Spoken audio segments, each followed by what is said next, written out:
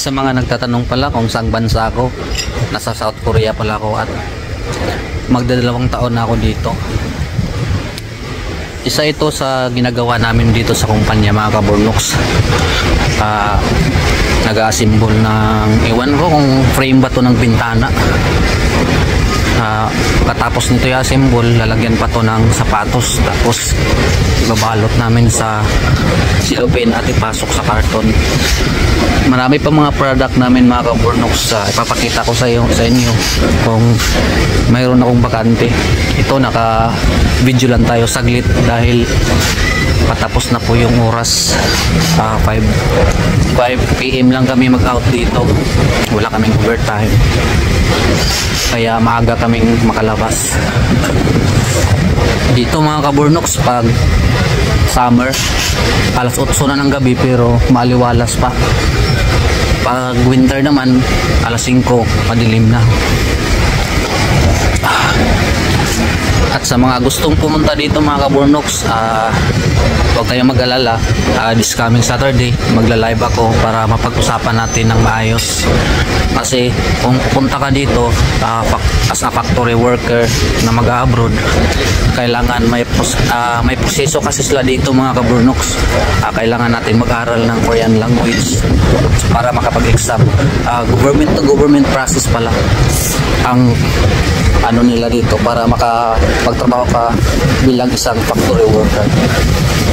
Alaga natin halaman yan, no? Dahil wala nang ulan dito, mga kaburnoks. Kada umaga bisbisa natin to. Iwan ko anong pangalan dito.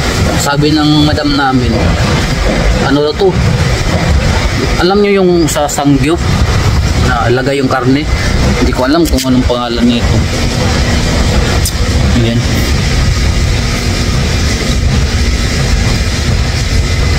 Ang pagtatanim dito, mga kaburnoks, summer lang talaga.